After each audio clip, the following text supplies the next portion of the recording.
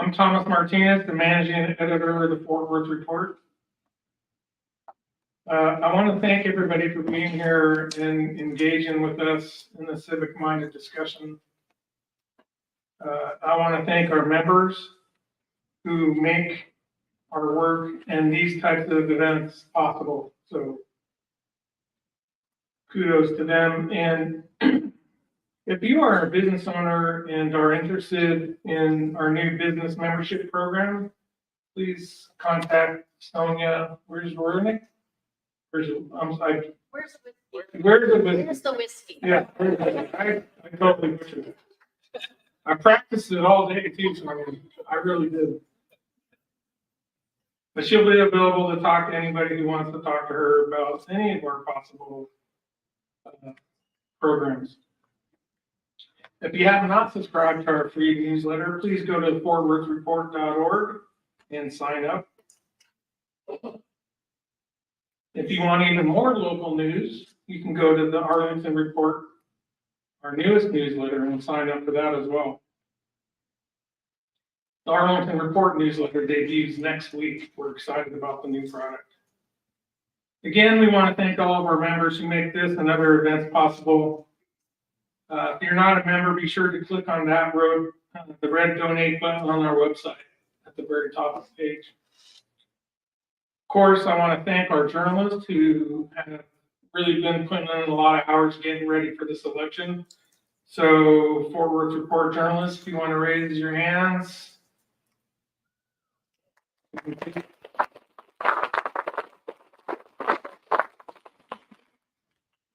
We have a couple key partners I want to mention. A fellow nonprofit and nonpartisan news organization, KERA.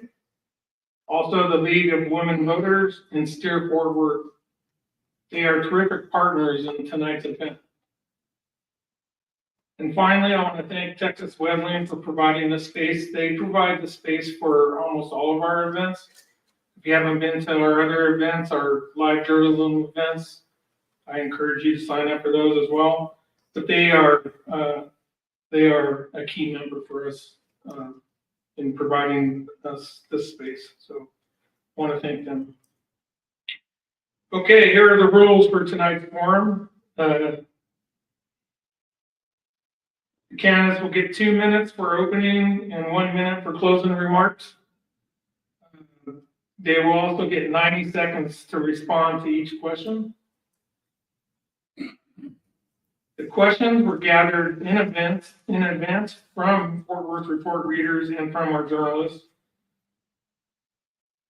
A timekeeper who's volunteer with the League of Women Voters will be keeping time and will warn candidates as their time limit for each question is approaching. Candidates, please watch for this and be respectful of everyone's time. We'll start with opening remarks in alphabetical order by the candidate's last name. After that, we'll ask the first question of the next candidate on the list, and so on and so forth, until we run out of time. We have 30 minutes for each of our 3 forums.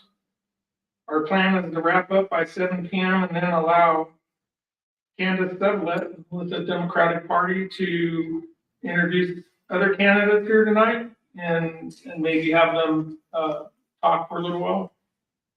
Time prevents us from having forums in all the races, but we invite you to stay after and meet the candidates who are here tonight.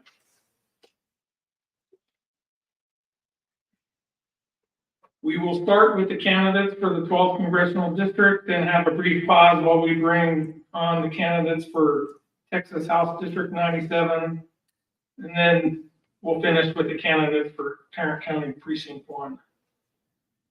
Since Trey can't be here tonight, we're going to allow Sebastian to talk for a little bit, and I will pose 1 or 2 quick questions for him to get talking. But Sebastian, if you want to go ahead and do an opening statement, that would be great. Well, thank you everyone for coming out. Thank you to the Fort Worth Report and Texas Wesleyan University for hosting this event and opportunity. So my name is Sebastian Gehrig. I am a Air Force veteran and a small business owner. I live in our community in Texas 12, and unfortunately, I've been waiting for someone to step up to the position to bring leadership to Washington, and we are at a moment in time where no one has done that, and so I'm coming up here tonight to step up and be that candidate that goes and represents the people, that is not funded by political action committees or tied by any other entities or sources of influence. So I just can't stand what is going on with our country, with the division between both the Democratic and the Republican Party, the indecisiveness, what's going on in Congress.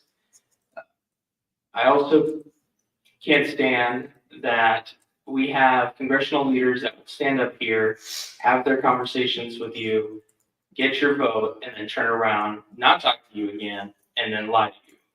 So that's why I'm running primarily, is because we need real representation for Texas 12, and I believe that we can come together and flip this district. Thank you.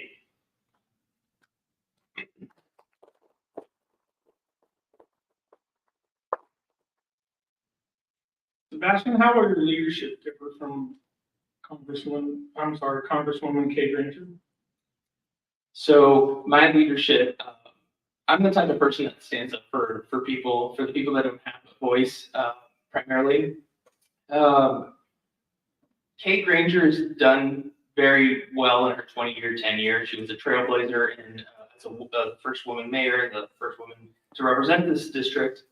So she has obviously 20 years of experience, 20 years of leadership, and what I have to bring to the table is a new generation of leadership with new ideas, new progressive views, as well as some conservative ones, because I am running on a moderate Democratic platform. My leadership is standing up for the people, addressing the problems head on, not trying to hide behind them, and holding each other accountable, including the candidates, including myself, to truly represent the people. So in regard to that, I plan, if elected to go to Washington, to stand up for the people and not only advocate, but challenge the status quo that we've seen, that has consistently just been the same for years, and try to build relationships where we start talking to one another across the aisle. So that's what I plan on doing, and my type of leadership going in to Congress. Thank you. I'm going to throw a couple questions and lump them into one here for you. Or maybe I'll just ask this. What do you see as the 2 or 3 top key issues for you? The 3 biggest issues, is 1, border security, 2, education, and 3, healthcare. This, to speak on the border right now, the border, what is it called? Sorry, I apologize. The humanitarian issue that's going on at the border is something we need to address. I do believe in border security. I do believe that there is a process that we need to have where we can bring in the asylum seekers and process them a lot quicker than what's currently the process, which is why a lot of them are running and crossing the river, exposing themselves to possibly dying when making that type of crossover. So I think we need to address that primarily, secure our borders, ensure that we're vetting who's coming into our country, as well as trying to stabilize the Central and South American countries where these people are coming from for the most part, and try to build some sort of infrastructure around propping up other countries so we can not have this influx of migration that's unsustainable when it's in the way that it's happening now. For healthcare, I think we should have universal healthcare. Every other developed country in the world has been able to do it, and so the U.S. has no reason to do it. Thank you. How would you tackle inflation? I mean, that's the number one issue for a lot of people is their pocketbooks. Well, definitely inflation has been an issue in the last pretty much almost 3 years now. So tackling inflation, the Inflation Reduction Act was a very good start, but where there's obviously a lot more we can be doing. So with fiscal management, our country is spending a lot of money and is not really being conservative in that aspect with how we print and how we budget our departments. There's a lot of fraud, waste, and abuse in the government, and that's what needs to be corrected. All those funds that are being thrown away, or in the case of the Department of Defense, that can't account for $3.4 trillion. Those are $3.4 trillion that could have gone to Social Security, border security, education, higher, economic, providing infrastructure jobs that would provide, a lot of jobs for the community. So if we tackle on the waste that is currently occurring in not only Washington, but in just every department in the government, we will have a good standing point on being able to lower the deficit as well as provide more money towards infrastructure, which will create more jobs and try to cool down the economy as well. Thank you. Those were the main questions that we wanted to ask candidates tonight. So if you want to move on to your closing, yeah, that'd be great. Thank you. So I invite everyone to join me in trying to bring real representation to Washington. I apologize. Bring real representation to Washington and challenge the status quo. I think we need someone that's young. I think we need somebody that is not a politician, someone that is up here, genuine, truthful, and really truly wants to represent the people and bring a fighting attitude to Washington, because that's what we're going to need to make things happen there.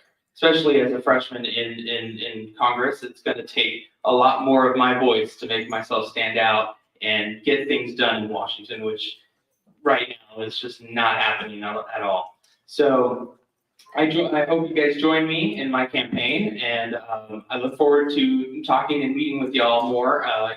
You're open to questions at the end of this as well, so I appreciate it.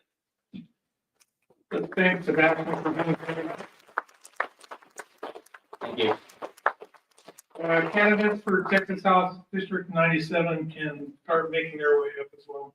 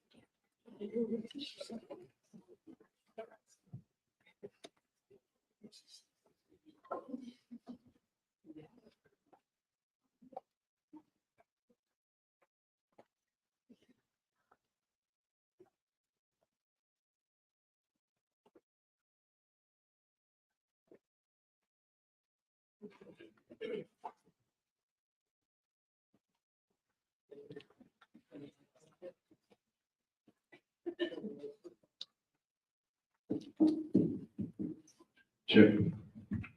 Hello.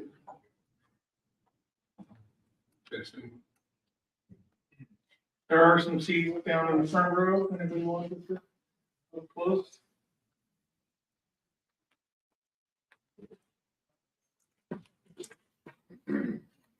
Does anyone need to have the rules on time to keep it replayed or anything like that?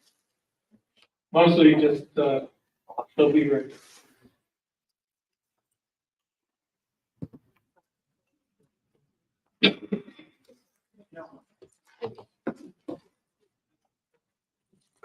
Okay.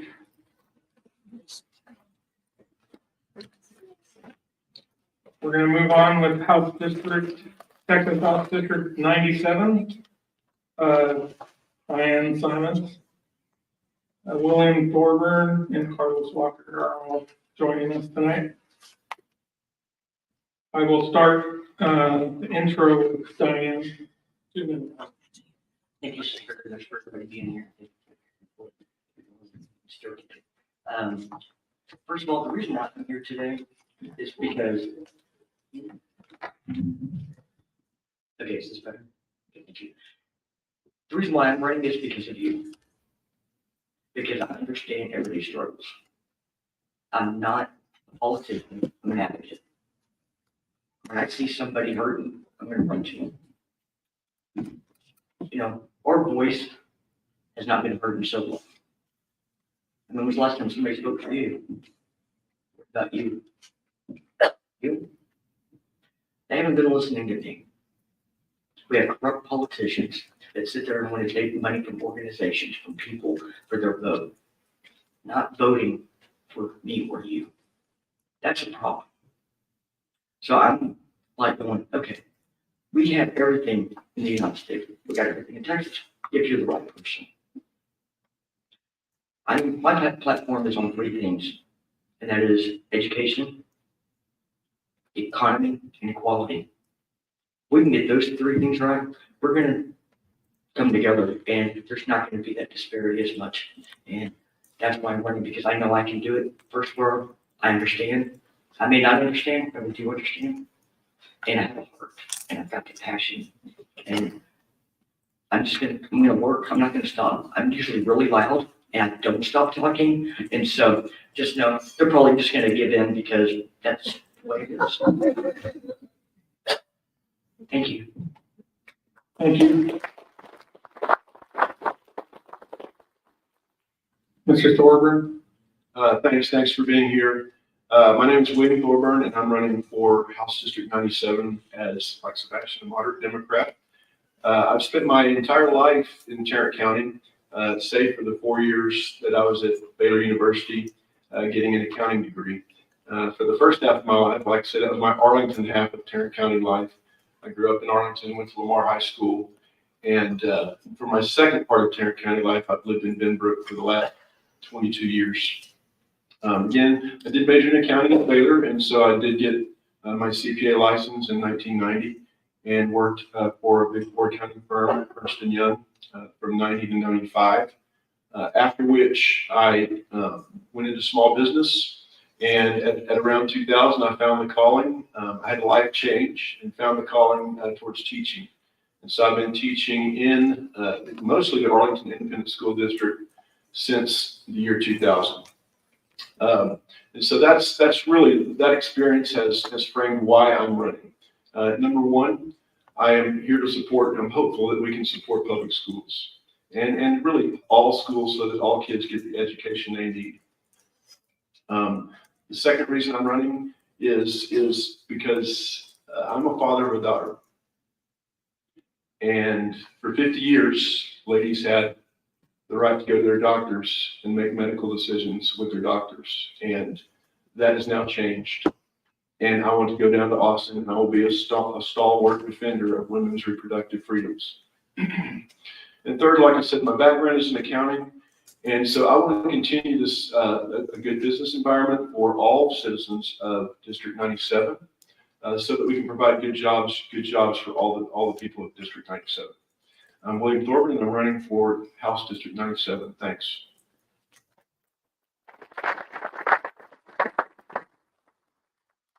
Thank you. Mr. Walker? Good evening. My name is Carlos Walker. I'm a lifelong resident of Fort Worth. I grew up in Fort Worth Public Schools, where I graduated from Unified High School. I'm a lifelong Fort Worth ISD person. After graduating college and actually getting out of the Navy, I came back and I work for Fort Worth ISD currently for the last 22 years. I've been in Fort Worth ISD. I've been a substitute teacher. I've been a teacher and a coach. I've been an assistant principal, a principal, and now a director. I'm also a farmer. I have 60 acres down in the Hillsborough area where I farm. I raise cows, chickens, pigs, horses, and so I understand that as well. I'm also a dad as well. Very proud of my 4 kids. Like I said, I was in the Navy myself. My oldest son was in the Army. My youngest son is right now in the Marine Corps stationed at Camp Lejeune. And so for me, I'm running for several reasons. One, as an educator, I understand what's going on in the schools right now. I understand people talk about our public schools and the needs that we have.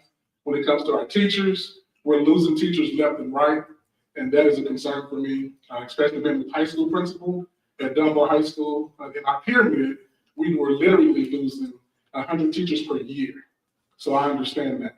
I also know how to fix that as well. And so that's one of the reasons why I'm running. Also, when it comes to our education, as far as for our teachers, the pay is actually, see here, so I'm trying to be nice with this. Basically, the bottom is about 60 and the top is about 75 to 80. So imagine starting at 60 and in 30 years making 75 to 80. So those are some of the reasons why I'm running this one.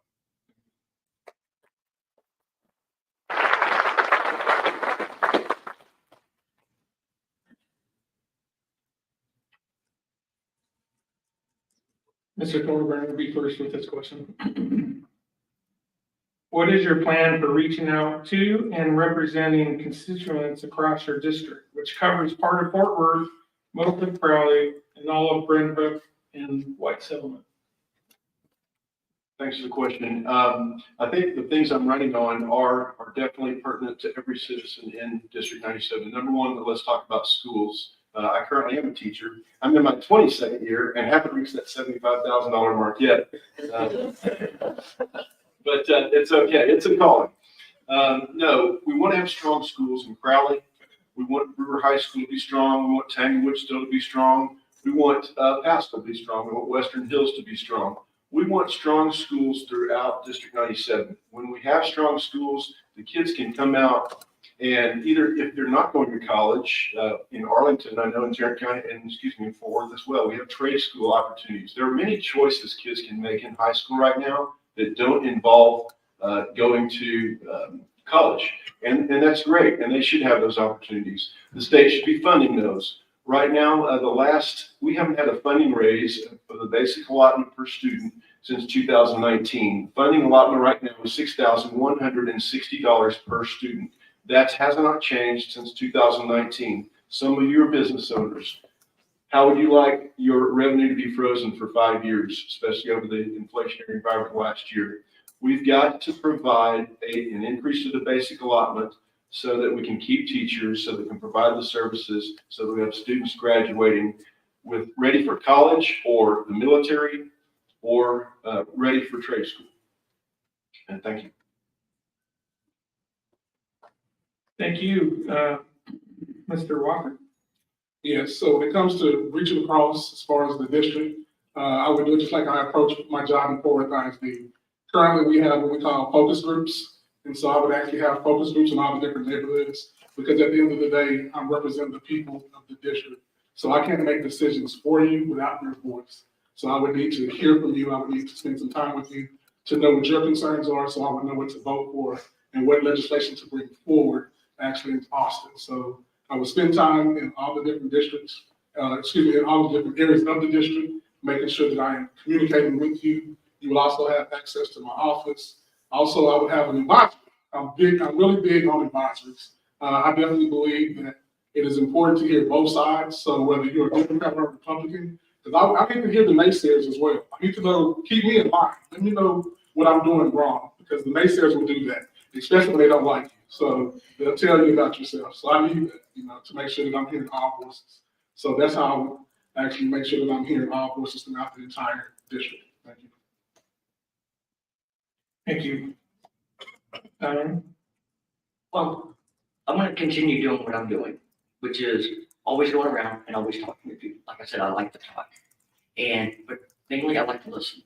Because I want to know, I love people, and I want to know exactly what's going on and how I can help them. From what I've learned, is education is a huge factor. Governor Abbott had a great idea. Oh, let's give everybody the best education that they deserve. That's what their parents want. Okay, that is our public schools, first of all. And it's not for just 1% of whoever they choose. And so when you have teachers in Fort Worth ISD that have averaged about 3 years before they leave, and Crowley and White's Settlement is 9 and 11 years. Don't you need experienced teachers to have educated students? Because they know they can read people.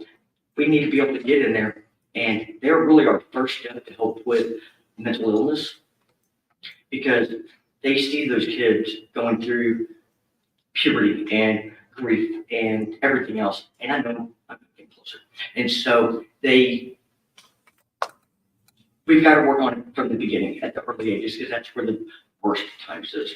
Second of all, education, he's right. It needs to be for everyone. Let's give it to trade schools, colleges, universities in the state of Texas, $8,000 every year. Only thing is, as we know, nothing's free. They need to get back to their community and do volunteer service. Thank you. Ms. Carlos will be first on this one. Okay. Representative Goldman supported a funding increase to the state's film incentive program as a way to support jobs in his district. Do you support this program? Why or why not? So yes, I do support actually providing funding for the state of Texas when it comes to our people that live here. Film industry or whatever industry that will bring jobs to the state of Texas. When it comes to representing the state of Texas, I'm very happy to say that I have an endorsement of the union as far as being that when we focus on the workforce, we need to make sure that we have everybody's voice heard. And so when it comes to actually the film industry, I need to make sure that they have what they need as well. So yes, I will support what it means as far as, excuse me, I feel like I'm rapping, let me start over. So yes, I will support the film industry and also the individuals that actually support that as well. And so I'm gonna stop talking because I'm rambling. Thank you. Thank you. I do believe in the arts, which is our filmmaking, and that actually goes with our Kent County Fort Worth. What they're trying to do is bring in the film. Right now, actually in Denver, they're filming a spinoff of Yellowstone. So they've been going into people's houses in the community and actually filming them at the house this past week. So it's really cool. And it excites neighbors, right? And anytime we can bring arts in, you know, we're bringing in people and we're showcasing what Fort Worth is about, what our area is about. And it brings interest to our community and to our city, so we can actually get people to come in and actually travel here and go, wow, this is where this film was made. You know, a lot of people do that, and it's just fun, you know. And why not have the people here be in movies? I think you as a movie star. Yeah, people are. Cinematographer, so you know, and I'll start with this. Photographer gets to see the beauty in everything through a lens. And I hope one day that everybody can just have that on, have that lens, and just look at things around. They will see the beauty in everything. And that's what I'm going to be bringing to the table, is because I can see both sides and not just focus on one thing. Yes, I'm going to back it up a little bit and talk about job creation, if that's okay, and circle back to the film industry. Very, very few times does private business act 100% alone. I grew up in Arlington, Texas, and I benefited from public-private partnerships at Arlington Stadium, at the ballpark in Arlington. I worked at Wet n Wild, now Hurricane Harbor. Most businesses that move in, there is a partnership, a consensus between private and public people. And so while we want to say, no, we don't want to give out just government subsidies or anything like that, or anything unreasonable. As a businessman, you see things happen when Fort Worth City Hall is working with businesses and with developers. It happens. Now, developers need to be good stewards and they need to give back to the community. But I think as it relates to the film industry, or, you know, this last weekend we had an announcement that 9 games are going to be played at Arlington. We'll call it Cherry World. And I'm a little bit irritated because they're gonna have to rename the field. They're calling it Dallas Field, which irritates me growing up in Arlington and contributing to those stadiums. But we're seeing great economic input in our area because of public-private partnerships. Thank you. Diane, you'll be first with this one. Okay. We are living in a very divided political climate. How would you approach working with colleagues across the aisle to address issues and pass legislation? I don't have any problem with this. Like I said, I love to communicate and talk. And one thing you have to do is be the middleman sometimes, or the devil's advocate, and bring people together. It's not the easiest thing to do, that's for sure. However, it's something that's definitely missing. We have to get there, no matter what it takes. You know, because somebody says one thing, doesn't mean that's what they're actually doing. So sometimes you gotta sit there and just go, okay, this is my point. What do you think? And just do a piece at a time, one person at a time. You know, we can do this. I mean, we can change, but I beg everybody to do it.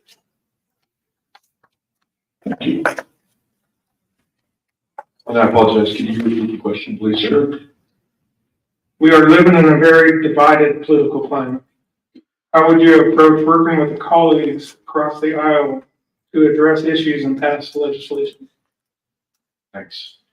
The other night I was at Mardi Gras with a lot of other good Democrats raising money for the party. And Jasmine Crockett spoke at the dinner. And a lot of you, I see some people recognize her name. And she's a firebrand, and she's on TikTok and YouTube and that kind of thing. And she had some zingers, and it was a lot of fun listening to her. But one thing that I remember when she was speaking was her respect for Kay Granger helping her push through some legislation for the district, for North Texas. And you could see that she really appreciated Kay Granger working with her. There's another instance where she talked about John Cornyn working with her and being a gentleman working with her. And so that's what we need in Washington. I was talking to my church pastor the other day, and he used this metaphor. The depth of the river's water is greatest at its center. When we are at the center of the river, we can row and we can propel the boat forward. When the boat is on the far left of the river and we put our oar down, we hit rock. When our boat is on the far right on the shore and we put our oar down, we hit rock. I'm a moderate Democrat. I believe in it, and I will go down to Austin and stand up for these principles that I've talked to you about. But we cannot get things done unless we're in the center of that river and we both put our oars down in concert and propel that boat forward. Thank you. Thank you. Carlos? Yes. So when it comes to working with the Republican Party, I believe that there's some action. Listening to the debate last night, there's some common ground that we need to work on. I know just listening, they talked about as far as tax or property taxes. There's something that we can agree on that there needs to be some type of legislation as far as to make sure that we're keeping money in our pockets. When it comes to also as far as just the work industry and listening, we know that the middle class is actually the engine of Texas. And so we need to make sure that we actually support our middle class through economic development, make sure we're supporting our small businesses. So those are some things that we can agree on. There are a lot of other issues we can agree on, but I know that if we don't address our food insecurities here in the state of Texas, we will have a major issue. So we definitely need to make sure that we're looking at that when it comes to some common ground between Democrats and Republicans. Also, in listening to the Republican debate last night, they also talked about as far as the grid as well. And so that is definitely something that we all can agree on, that we don't want to be left in the dark as Texans. We want to make sure that the lights are on. Thank you. Thank you. William, you'll lead this question. Last session, school vouchers were on the docket several times, including multiple special sessions. Where do you stand on voucher programs? Well, this is not some abstract concept to me. Yesterday, I met with the principal of Markham High School where I teach, and she talked about surplusing teachers. And in school parlance, surplus means you might get laid off. I talked about the basic allotment earlier, $6,160 per student. That needs to be raised. It hasn't been raised since 2019. So instead of talking about giving away $8,000 to parents who probably already send their kids to private school, how about raising the basic allotment for all of you out there who are sending their kids to public school and making it $7,160 and adding an automatic inflation adjustment so that they don't have to revisit it every 5 years. That's what I would do. Now, as far as vouchers go, and Carlos referenced this in our meeting with the Fort Worth Star-Telegram editorial board about Arizona. So I'm going to give you credit for that, Carlos. But Arizona tried the same experiment. The cost exploded. Okay. You also had fraud. Florida tried it. You had parents buying TVs and going to Disney World with their $8,000. Okay. And I'm asking all of you, you may be, whatever faith you may be, let's say you send your hard-earned property tax money down to Austin and they give it to a family who then uses it at a school, a parochial school that does not comport with your beliefs. That's not separation of church and state. Public money should be spent in public schools, period. Thank you. Thank you. Carlos? Yes, so I ditto everything that Bill just said when it comes to our public schools. I definitely believe that we need to invest in our public schools, not in a voucher system. Like you said, Arizona, and there are other examples as well where the voucher system is not working. So we want to make sure that we invest in our schools. You talked about how Arlington is talking about how to lay off people. Forsyth did last year and talking about it again this year. We have a $44 million deficit in Forsyth, and we're trying to see how to figure that out. So instead of trying to divide the pie and actually add more debt as far as to our pie, we need to make sure we get the public school system correct. Like I said earlier, our teachers are not getting paid adequately, so we need to take that money, invest in our teachers. We need more resources as far as for our schools. I can tell you this, as far as schools that are adequately equipped and have the resources they need, they're doing well. And so if we make sure that all of our public schools have the resources that they need, our kids will do well. So we want to make sure that we're not taking public dollars and dividing that. Let's get it right in the public school first. Thank you.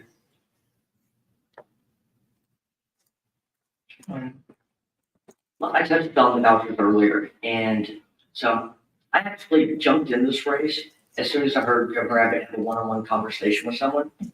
And when he's sitting there saying the money was only for 1 year, for 1% of all public school students. Really? And he said it was for charter school. I said, sir, did you not read your bill? Because I could have sworn it said private schools, which does not pay for transportation, which the money would not cover the entire tuition. And when he sits there and says it's for low-income people, how are they going to pay the difference? Okay? How are they going to sit there and pay for that free breakfast and lunch they currently get, which 57% of all public school students receive in Texas? 57%. So now they're not going to have transportation, they're not going to have food. They got to come up with extra money. And if they want to play sports, guess what? They have to pay for their uniform. Is that really fair? 1% of the people. Let's go talk about in the rural areas. How close is the first public school? Is the one even in their county? You know, it's not for people. It's not for everybody. It's for those already receiving, that already have plenty of money to go. And we just need to put that money back into our public schools. Is what we need to do. Because damn it, we got great teachers. We do have we have the ability. We just got to make it happen. Thank you. We're going to move on to closing statements. And Carlos, I'll start with you. You'll have 1 minute. All right, thank you. So thank you all for being here tonight. Thank you all for the opportunity to speak. I'm running for House District 97, one, because as a father, I want to make sure that our education system is ready for my grandchildren. I'll be a grandpa this coming April. I'm very proud of that. And so I want to make sure that I leave a legacy for my grandchildren when they come through our public schools. Also, as a farmer, I get to see the issues as far as we're having and going to have when it comes to our food insecurities. Just to give you an example, we hosted a food distribution today. Used to, that food distribution was free. Now we pay $600 a month to host that food distribution. So I want to make sure that we have food on our tables. We have a great education system. We have lights as far as our grid is we're concerned, and we're supporting our small businesses. Thank you.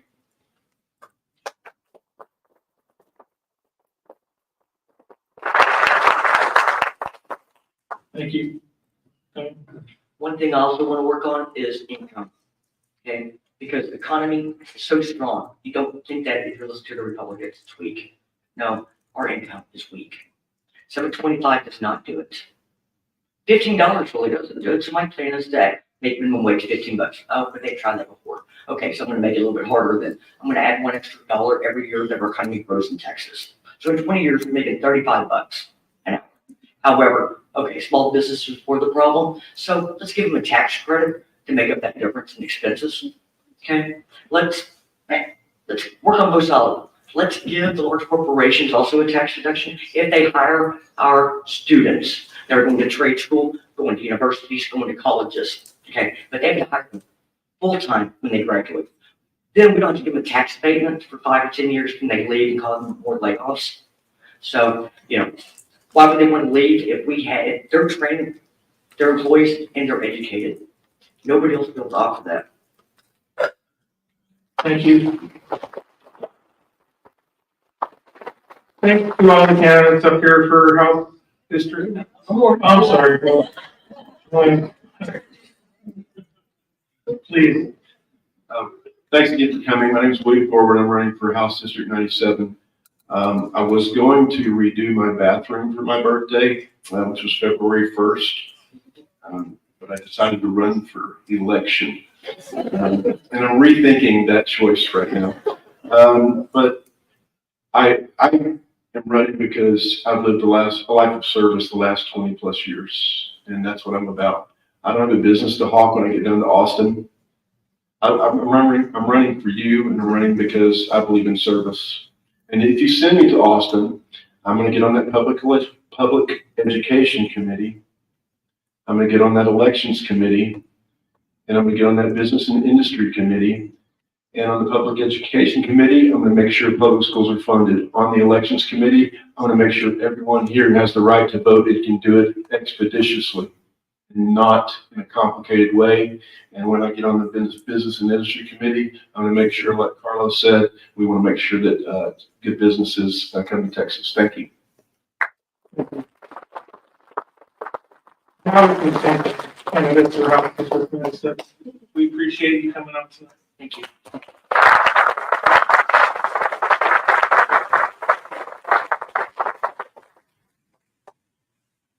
Commissioner, candidates for precinct 1, please start making your way up.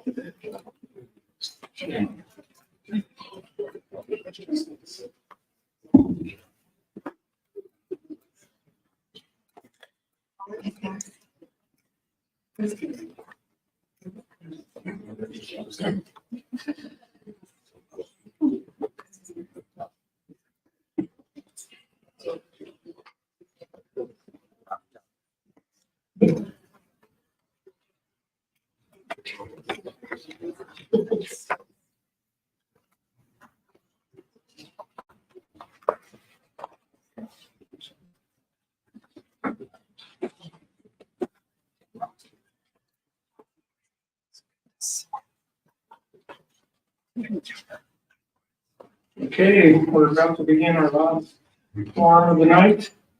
Tarrant County Precinct 1 Commissioners. We have 4 candidates, as you can tell. Daryl Brewer, Mia Hall, Kathleen Hicks, and Roderick Miles. We're going to start with 2-minute opening statements, and I will let Mr. Brewer start. Good evening, everyone. My name is Daryl Brewer, and I'm running for Tarrant County Commissioner Precinct 1. And I'm happy to be here. I'm glad everyone is here tonight. I spent over 10 years in the military as a captain, leading there. I've been a business person for over 20 years with international business as well as my own small business. I'm a graduate of Dunbar High School, a Wildcats. I've been here in Fort Worth all of my life except for the time I spent in the military and 10 years in Atlanta. So why am I running? I'm running because over the last 20, 30 years, I just don't see very much progress in Precinct 1. I see a lot of progress around Tarrant County, Dallas County, but what I see here is regression. Whether you're talking about education, whether you're talking about income, I'm talking about to the citizens in Precinct 1. Life expectancy, marriage, home ownership, there's a greater wealth gap today than it was. So I'm running because I want to change this. I think I have a background in a wide variety of areas, whether it's business, whether it is, I have a master's education in regional and urban planning. I spent over 5 years involved with Black Chambers of Commerce in the area, so I know about business. So I want to bring all those things together and lead our community forward, and so that we can really see a difference in our community. I'm a military veteran, and I've served my country. I've served this community. I want to serve it in this capacity because before I leave here, I want to see things better for everybody in Precinct 1. Thank you for your time. Y'all can play.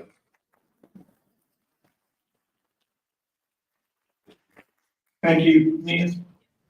Well, good evening. First of all, I want to thank the Fort Worth Report as well as Texas Wesleyan University for hosting us tonight and this opportunity to share our candidacy. And thank you for your interest in local government and engagement for being here after work this evening. My name is Dr. Mia Hall. I am a native of Tarrant County. I was born in Fort Worth. Everyone knows when you say you're born in Fort Worth, everyone immediately asks, what high school did you go to? But I was raised in neighboring Arlington, and I'm a Lamar High School graduate, like my friend, Lord Butch. I am a lifelong educator. I've worked for the Fort Worth Independent School District, where I started as a substitute teacher, climbed the ranks from the founding principal, was the founding principal of the Young Women's Leadership Academy here in Fort Worth ISD. I'm also a wife. I'm a business owner. And I also serve as the second vice president in the Crowley ISD School Board of Trustees, where I have served for 3 terms. I'm in my 9th year of service. I am running because I love my community. I've been a volunteer. I've served in a number of capacities.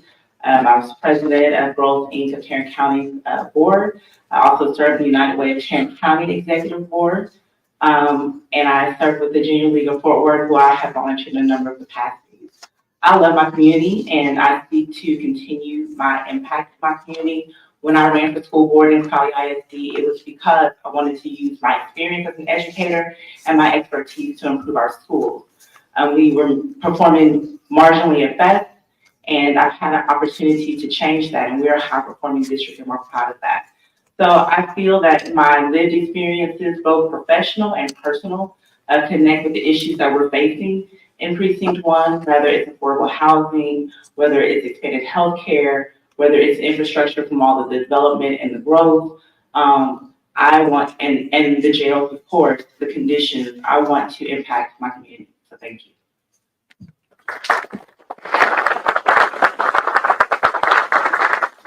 Good evening, everybody. My name is Kathleen Hicks, and again, I too want to thank all of the sponsors this evening and all the folks that showed up this evening to be a part of the political process. It's very, very important.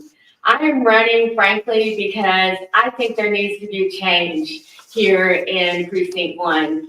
I am all about change. I was the youngest woman elected to the Fort Worth City Council at the age of about 30, and I brought change to this community. This area that you're sitting in, Texas Wesleyan, the road that you drove down, Rosedale Avenue, all of that came under my watch. I'm very proud of the $30 million effort that came after 20 years of fighting with TxDOT, and also development at Renaissance Square down 287 MLK Freeway. Those are the kind of developments that I will bring if I'm elected as your next representative on the court. There's a lot of change coming on the court, and you need someone that will be there ready to work for you from day one, and I'm ready to do that. I'm Kathleen Hicks, and I'm ready to serve, ready to lead. Thank you.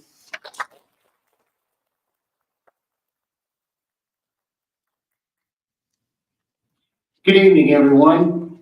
I want to thank Fort Worth Report, KERA, and the Steer Fort Worth and the League of Women Voters for hosting this event tonight. My name is Roderick Miles, and I am running for County Commissioner of Precinct 1. The reason I am running is because I have deep roots in this community. I was born in Precinct 1 in Highland Hills. I was raised in Precinct 1 in Forest Hills. And I'm currently living in Precinct 1 with my wife, who is with me tonight, and raising our daughters. My roots predate when my grandparents moved to Fort Worth, Texas, and owned a grocery store on Evans Avenue, giving back to the community and serving the community. Then moving forward to my Aunt Earlene, who was a political strategist and activist in this city, who helped a lot of the African-American public servants get elected during their tenure. Moving forward to my father, who was a pastor and a real estate owner in this city. Giving back to the community is a shared family value. It's who we are. It's who I am. I've been serving the Precinct 1 community for over 25 years in a professional manner. But my entire life has been about serving the community and meeting the needs. And so what I will be bringing to the forefront are 4 simple principles: healthcare, infrastructure, criminal justice reform, and responsible tax relief. I'm a servant. It's who I am. It's who I've always been, and it's who I'll continue to be as I continue to serve you. And lastly, I'm uniquely qualified because I'm the only candidate who has been working in county government for the last 10 years. Thank you.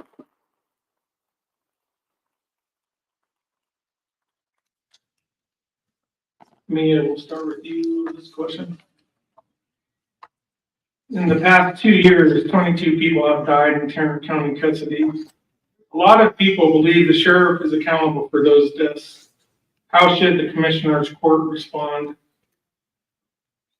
Thank you for your question. I definitely believe that, as the Commissioners Court, we have oversight of the budget.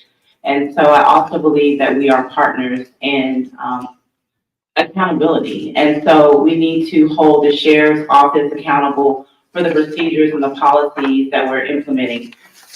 We have an opportunity with those budget allocations to make sure that we have effective solutions to remedy the problems that we have.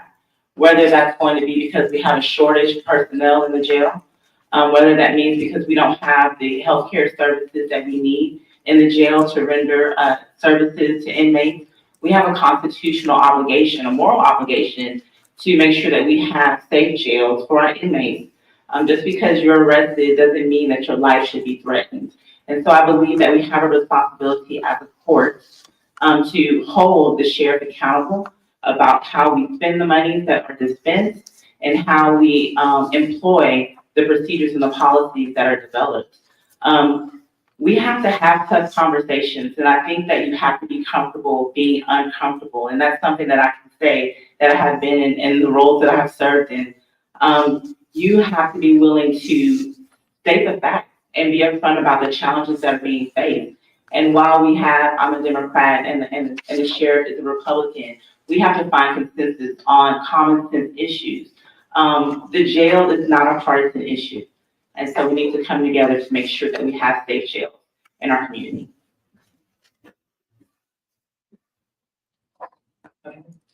Well, I agree with Dr. Mia that this shouldn't be a Republican or Democratic issue. This is a humanity issue. And in fact, when you look at it, we're up over 60 deaths in the last couple of years, and millions of dollars have gone out to pay to families that have lost individuals in the jail. And I frankly think it's a travesty. And those of you who have been watching this week, the county commissioners and the judge had to look at the private prison that is up in the Amarillo area that needs to be closed down. We have now, taxpayers have spent $40 million in the last 2 years on that private prison for folks that are having psychiatric issues, other problems, that there's no way they should be going up there, and their families, how are poor people able to get up there 5 hours away to go see their families? It's absolutely ridiculous. That money should have been spent.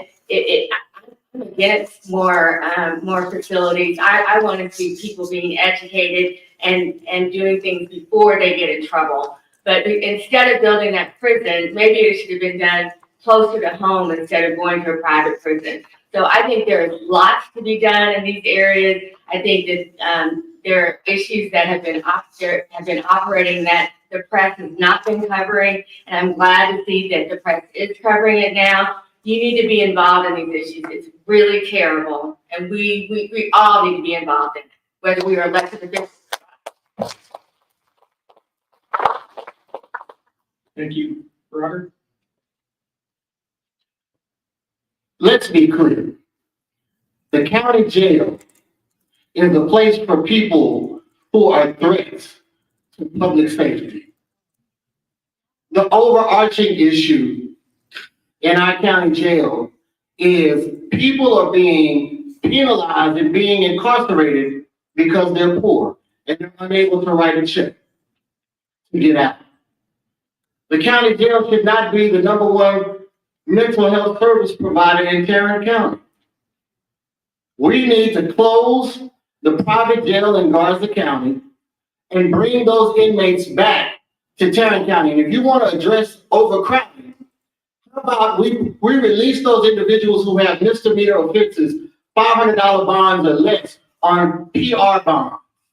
And how about our magistrate judges, magistrate cases, and move people through the process? We need to be able to create a pipeline for individuals to get a job so that they can take care of their families. I've started a program in the county jail in partnership with Tarrant County College, where we are providing certification programs for welding and business administration. They're being trained, and once they're released through pre-trial release, they will be enrolled in Tarrant County College South Campus and will be able to get a job that pays them a high-paying and livable wage. Those are the answers that we need to address the issues that we're facing in our county jail. Thank you.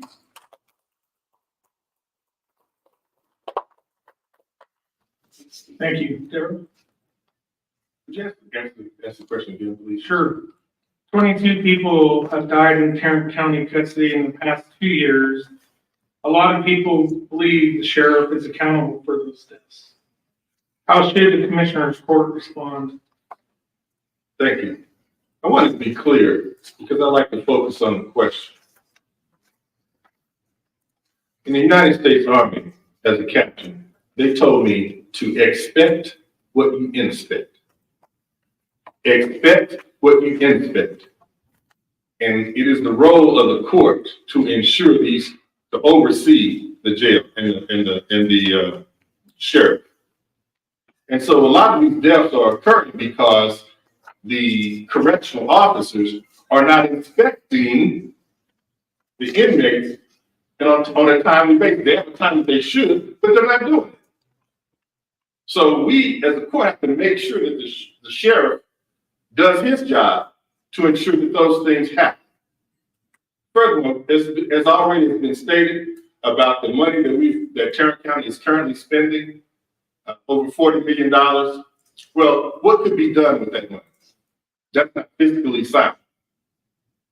We need to reduce the jail population here in Tarrant County, and by doing that, we can cut those monies that are being spent to outsource that same job. Furthermore, mental health, we know that's a problem, and so we need to give the magistrates the tools that they need to send these inmates to the proper places. Some need to be in general population, others need to be in a more mental facility to take care of it. So I would definitely do that, inspect what we inspect. Thank you.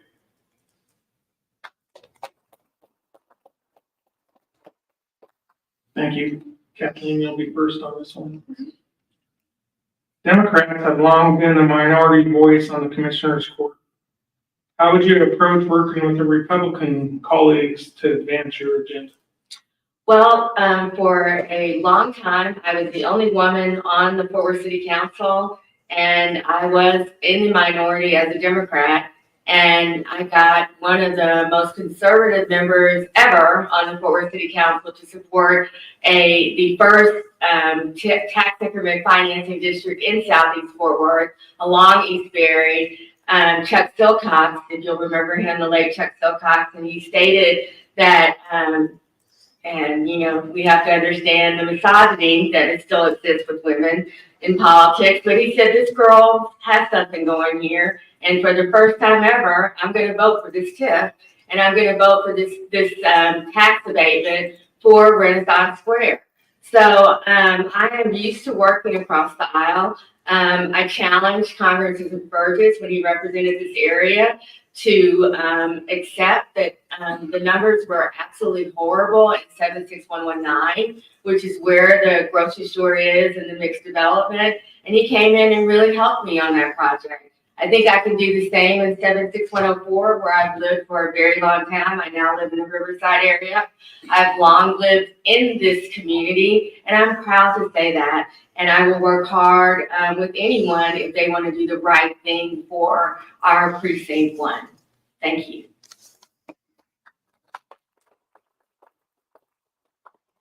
Thank you, Robert.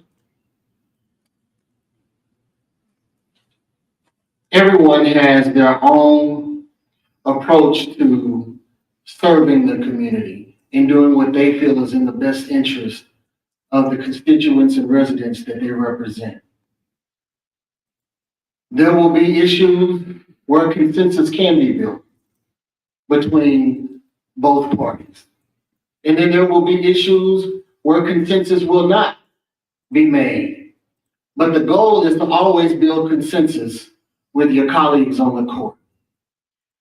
My experience working for Commissioner Brooks, I've learned how to build consensus with my colleagues who are precinct administrators to influence policy and decisions that are made for the best interest of our residents.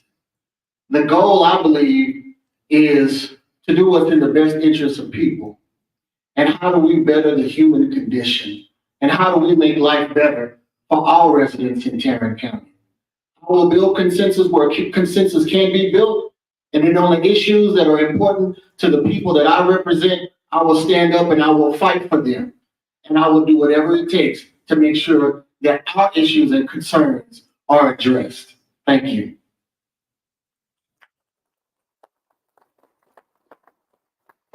Carol? Working with conservatives on the court, how would I handle that? Well, as a 13-year military veteran, I understand working with diverse people. 20 plus years in corporate sales, I understand working with diverse people. And so I would start as a veteran talking to conservatives. They typically respect veterans. They typically respect business people. They typically respect talking about projects and issues from a business perspective and return on investment. So that's where I would start, with building that individual relationship and starting with common ground and doing it behind closed doors so we can get to know one another. But also, when it comes to in front, because I'm a salesperson, I will have charts. I will have the facts.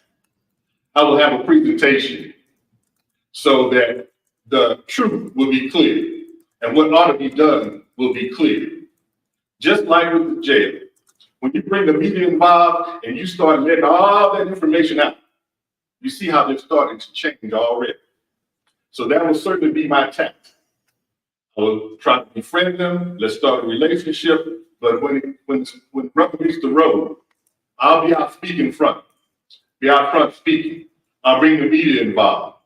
I will use my bully pulpit to make a difference in this community. Thank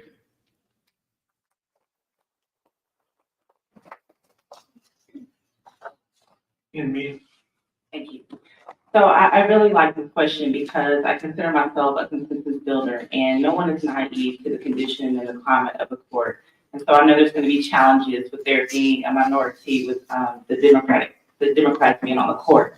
But I do believe that that the media is somewhat sensationalized that we're so polarized in our country and in our communities. And I truly believe that there's more that unites us than what divides us. And so I believe that we can, with building relationships and having effective communication, that we can build consensus on common sense to come up with common sense solutions for the problems that we have in our community. Also, I always give the example as an educator. We talked about the voucher bill earlier. You know, I believe that empowerment and awareness and education for our community is also essential, and engagement, because we need you to come and tell us what your will is. I always give the example of the school voucher bill in the sense of public school is not a partisan issue either, like healthcare or the jail.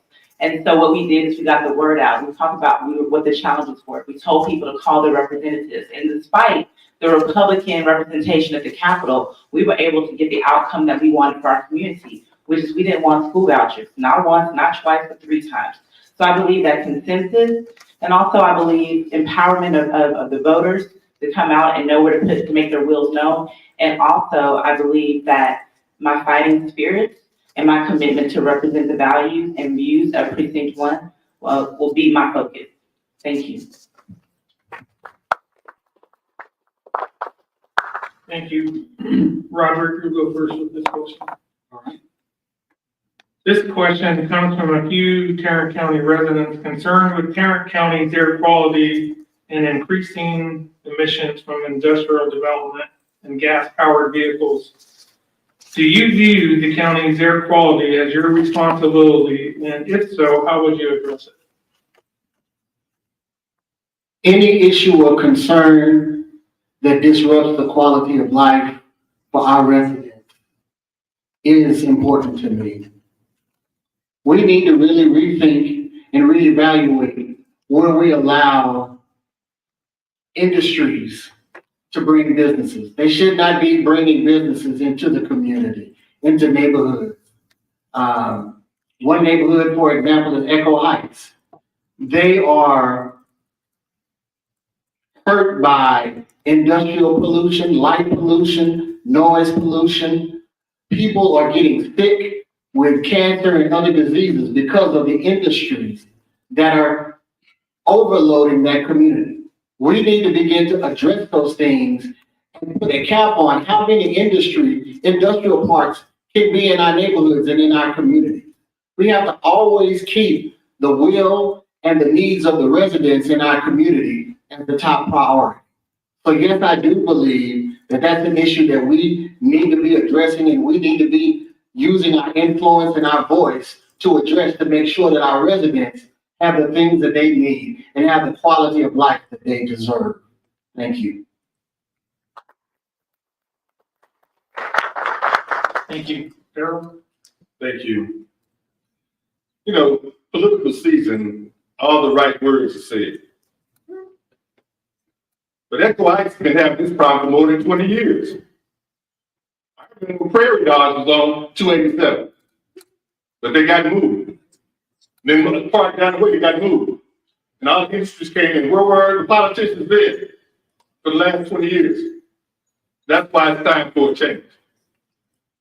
It's time for business as usual to be over. You need someone like me who's been around and recognizes and stuff and will call it out. So, and you have to have a balance to this to some degree, because you just can't have all the industry and then people are happy, or you got all the people totally happy, and no industry, no money come in for the income taxes. So you got to have some kind of balance, but you just can't allow pollution and kill people and low quality of life and air, etc. You just can't allow it. And again, this is what I'm saying. You have to have someone that will step up and talk about it. You have to have someone that will call the newspaper. You have to have someone that call a press conference and be on site, like you're a news reporter, talking about it and bringing light to these issues. And not just wait till the political season. So that's what I would do. Thank you. Thank you. Mia? Could you, take a question from me? Sure. Thank Tarrant County has an increase in air quality and emission from industrial development and gas-powered vehicle problem.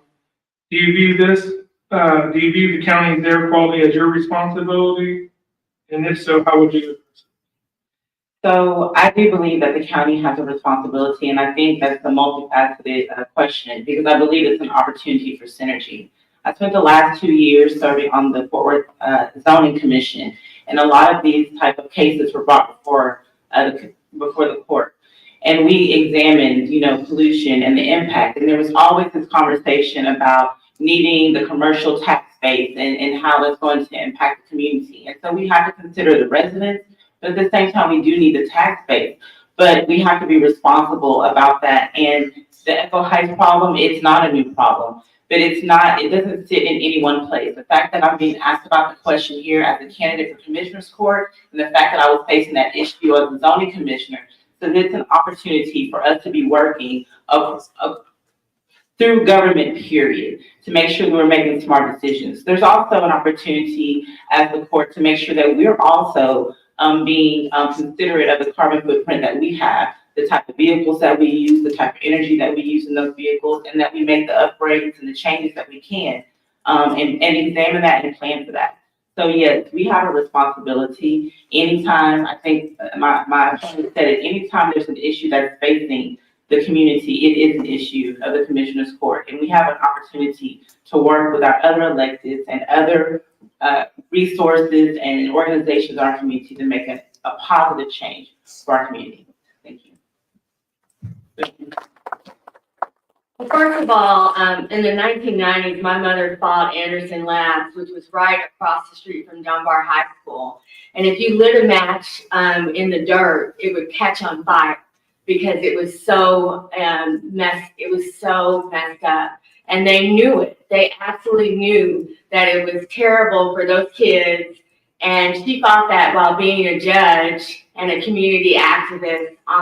And so this has been something that has been in my life for my entire life. We have fought, and I'm going to just say it, environmental racism. And it is in Louisiana, in the cancer alleys that we see, it is in Mississippi, it is in Texas, and it is a travesty. And yes, it is absolutely our responsibility to be engaged in this. Air quality is going to be the reason that we lose businesses in this community, because they're not going to come here because we do not have diversity when it comes to transportation. We know that TexRail is doing very well, that takes folks from downtown to DFW Airport, but we need more different diversity when it comes to transportation. I did not have a car, couldn't afford it the entire time I was in school in Massachusetts and England. I used a bike, everything. My mother laughed at me when I asked for a car. I didn't even have a driver's license for many years. There are ways to do it. We are way behind. If we don't get it together, we're going to regret this. And it is going to affect each and every one of us. Thank you. Thank you. We are going to move on to closing statements, and I'll start with Darrell. Thank you. Again, thank you to everyone who is here and everyone who put this on. It's a great opportunity for our community. And the last thing I want to let you know, I'm here because I believe in leadership. I believe it's time for a change in leadership, the way that we do business. One of the things that we talked about when I was in my 20s is a Black agenda. So maybe today it needs to be a Black and brown agenda. It needs to be a precinct 1 agenda. Bring all of our elected officials, Divine Nine, nonprofit organizations together. And we will come up with priorities for our community. And I will lead that task force. And we will meet on a quarterly, semi-annual basis to move this process along. We will decide, we can't agree on everything, but if we come up with 10 points that we all team join in and work on a consistent basis, we can move this community forward. I'm Darrell Brewer. I'm running for Tarrant County Commissioner, Precinct 1. It's time for a change, and I want to be that change for this community. Thank you.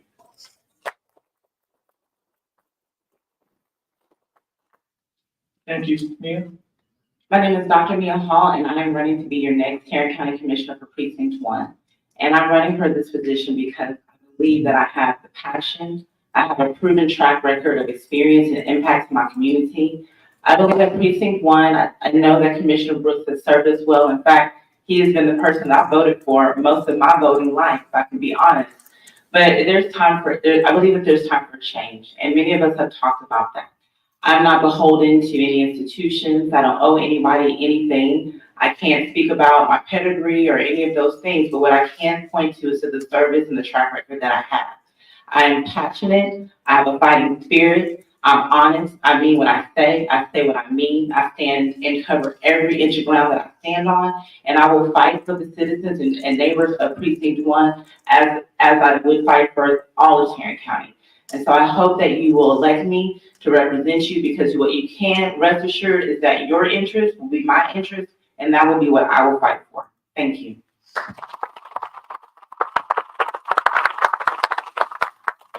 I'm Kathleen Hicks, and I don't make promises, I deliver.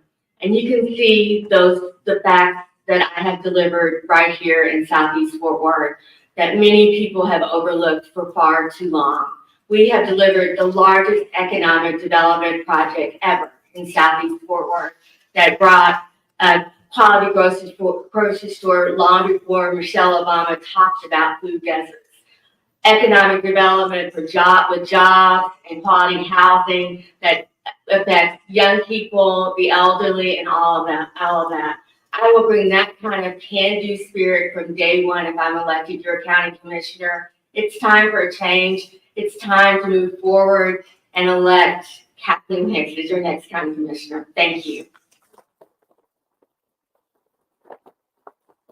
Thank you. Thank you again for everyone being here tonight. Trusted leadership, demonstrated ability, addressing and tackling the issues that matter most to the residents of Precinct 1. My colleague on the platform spoke about food deserts. I've created a urban farm market project where we have 5 urban farms located in Southeast Fort Worth to address food insecurity. I was able to collaborate with my colleagues on the Fort Worth City Council to address gun violence with our youth with the 1 Second Collaborative. And I was able to ensure that those dollars went to nonprofits who are doing the work boots on the ground. I was able to fight for the JPS bond package and ensure that there was minority representation on those projects. Several minority contractors are building the Southwest Medical Home. This is the type of leadership that I will bring, demonstrated, proven, to advocate for the needs and the issues that you have. Thank you.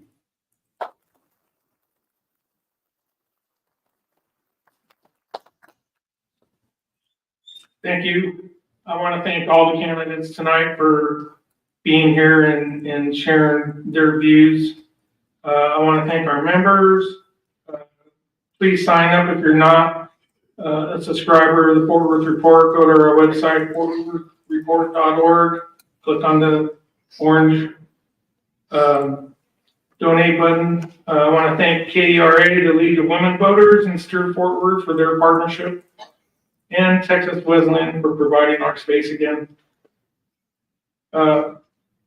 I want to remind everybody that the Arlington Report launches next week. Look for more information on that coming soon. And now I'm going to turn it over to Candace. So, Candace out there. There you are. All right.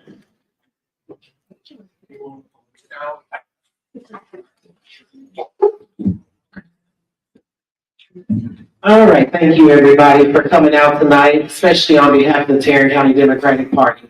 So if you are a candidate and you did not get up and speak, can you please stand up? So that way I'll know who you are. Okay, so we're gonna start on that side. Sorry about that. And make sure you turn around and wave to people so that way the cameras can pick you up. So we're gonna start with Ms. Perla. Now, I never can say this right. Bojorquez, you did tell me that when I was getting you together. She is running for Texas House District 93. Woo! All right, so we have Denise Wilkerson. She is running for Texas House District 94. All right, in the back. Now, you know I don't have these courts together, so you're going to have to correct me. But we have Mark Clayton running for. Thank you very much. She has a whole bunch of petitions. Let me tell you. All right, we also have Cindy Stormer, who is running for which court? 213 District Court. She has a most signatures, let me tell you. All right, we also have Patrick Moses. He is a sheriff candidate. Indian Murphy in the back. She is also a sheriff candidate. We have Laura Lehman, who I talk to pretty frequently. She is running for commissioner, county commissioner, precinct 30. And then we have John Love, who's always messing with me. He's running for U.S. House District 6. Congressional District 6. Congressional District 6, thank you. And then we have Ernest Lineberger. He is running for U.S. House 26, Congressional 26. They want me to end this, I'm gonna end it. Oh, take a picture of who? Oh, okay, I'm supposed to do that? They didn't give me a script. Yeah, my camera, my phone's back there on the charger. So I guess we're gonna take a picture now.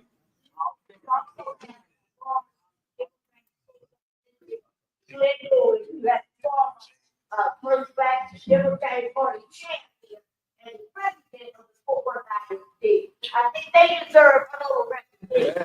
Okay, thank you. And we also have our county chair, today. Thank you very much for being in the building. So I don't know where they want me to take this picture, but we're gonna take a picture with all the candidates up here where the chair said we're gonna be. So all the candidates come to the front. And then get the campaign staff. Come on over here to the side, because the candidates would be no one without the campaign staff. Can't forget the staff. How are you? All right, I am getting on the stage. Thank you for helping me. Wherever you can get to.